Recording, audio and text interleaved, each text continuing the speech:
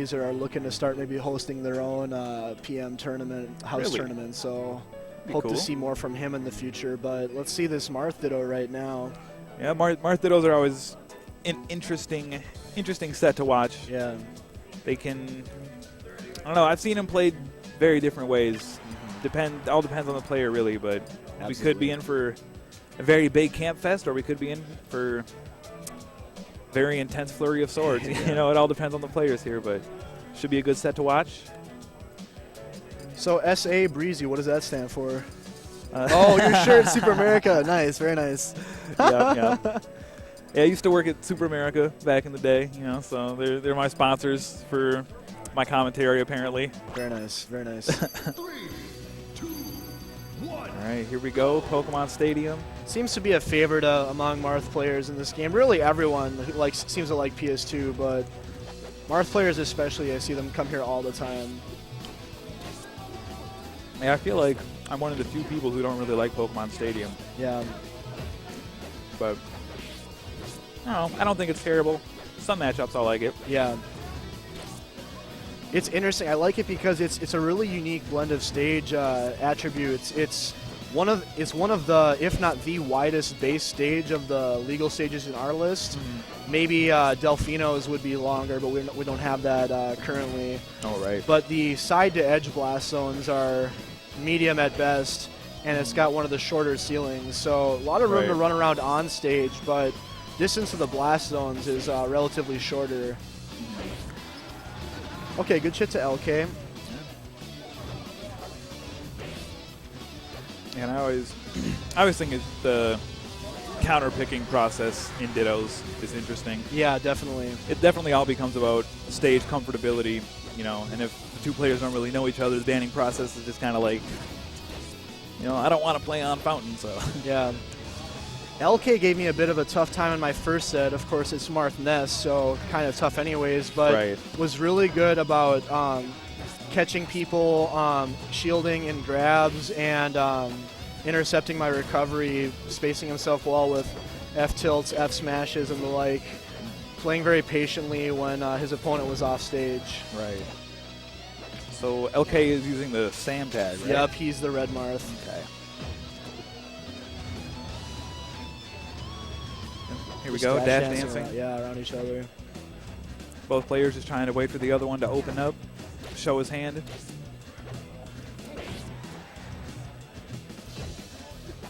Ooh, really good spacing there by Sunbro.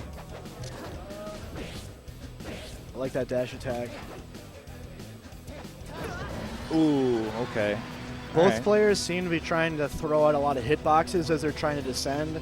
I know that's a habit that I sometimes struggle with, but both of them seem to be punishing it very well, but yet not changing it about their own play. Right. And escaping juggles, that's really a key element of PM, like situational knowledge. And I feel like that's something that's not very intuitive for newer players to learn. Right. I like that air dodge mix-up, though. I don't know if that forward smash. Oh, that was a good forward smash. Catches the jump.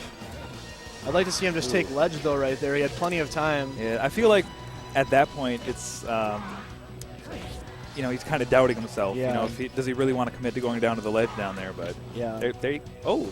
Just missed his times a little bit, but he punishes the roll. I think this is going to be it this time. There we go. All right. Situations where the plus 100 roll from ledge is actually beneficial. Right. Oh, okay. Good counter. Very good counter. Oh. I think he's trying to tech there. Sorry, he's got a stock lead. Let's see what he can do with it. Okay, I like it, LK. Nice. Oh, nice okay. Try. I would have went for the exact same thing after that last forward throw. Oh. Not sure quite what happened there. I Fast think fell accidentally. Yeah, and he was below the lip, and then tough spot for Marth to be. Tough spot for a lot of characters to be, for that matter. Yeah. Okay, so we're going to get a character switch here. By the way, for those who aren't aware, we are running character first counter picking today, trying it out. Growing trend of regions giving this a try, so. How do you feel about it? I think it makes sense for PM. I feel like there are sets that I've had personally where it would have benefited me. Like I played a Link player, lost game 1 in Battlefield, won game 2 on Bowser's, left Green Hill open, and then he counterpicked me to Marth, and then it was GG. You know, I think they call that June bugging, but I think when you're doing character first, both players are making a more informed decision. Right.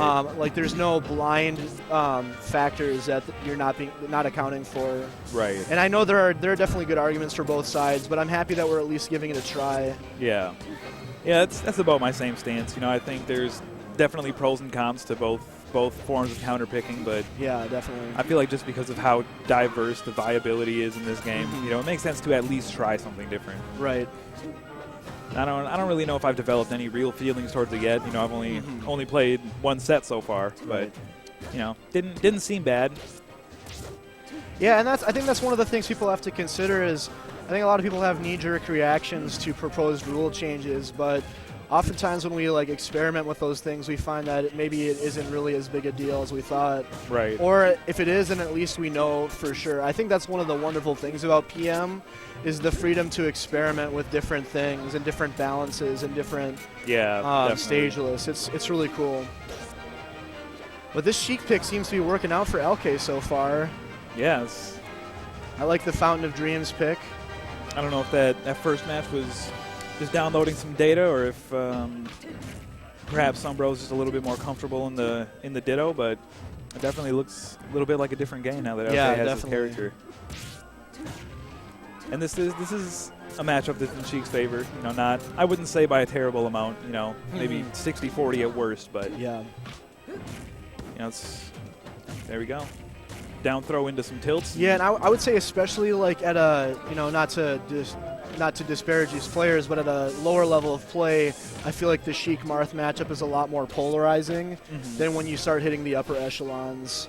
Absolutely. Just because of the things that players of this caliber tend to have in their toolkits.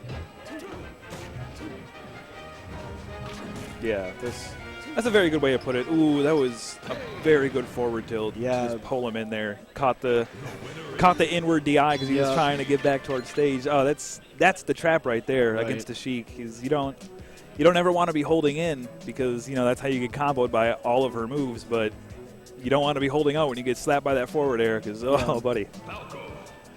Okay, so we're going to see a character switch from Sunbro. Very interesting. Okay. I hope that he takes a little bit of time before they rush into the next game. You know, the momentum is now shift to LK's favor. I think, you know, don't want to, you know, make any hasty decisions.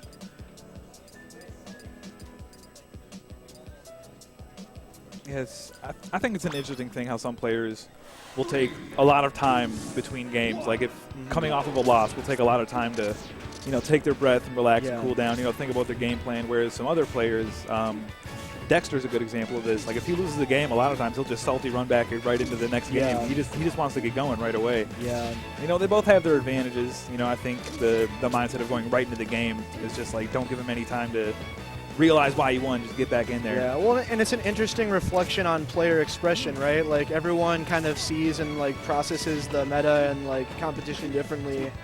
It's exciting to see how emotions and logic and calmness under pressure all kind of play into this this experience. Yeah, Smash is definitely a very emotional game. You can see emotion come out in players just the way they're playing. You know, you don't even need a player cam to watch how emotional a player can get sometimes. Absolutely.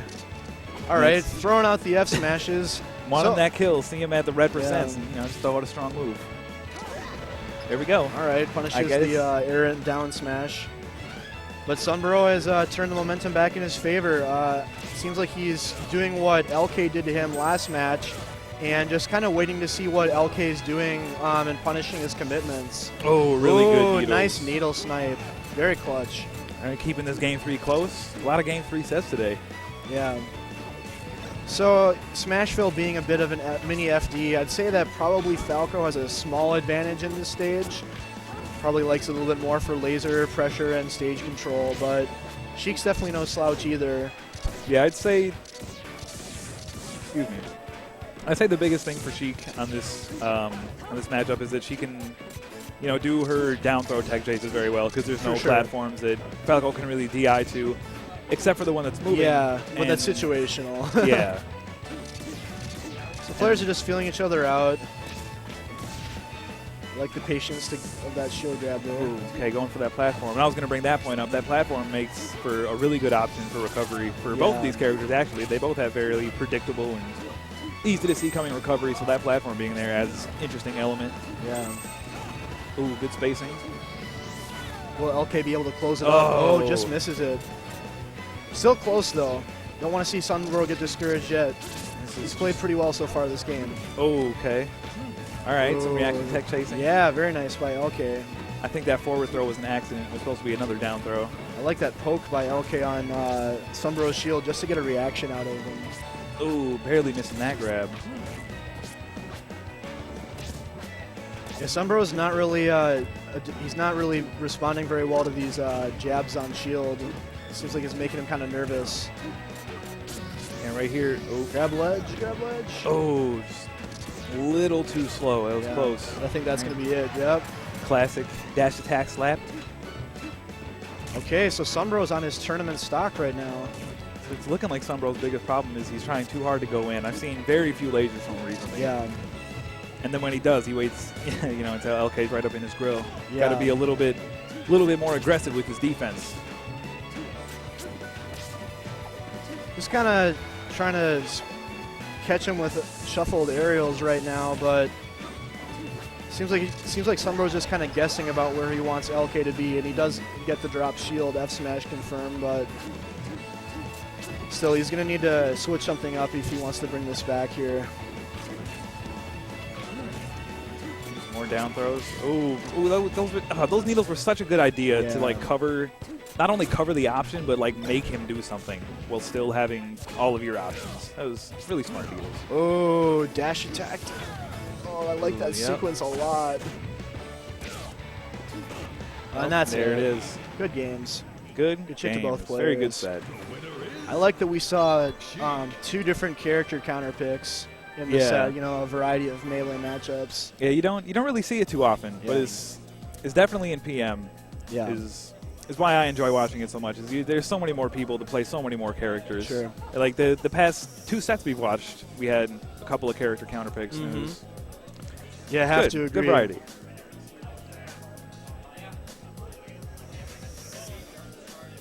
All right, sounds like I have a match coming up. Breezy, it was great commentating with you, sir. Yes, sir. Good Let's luck do it in your again. match. All right, looks like I'm going to be on stream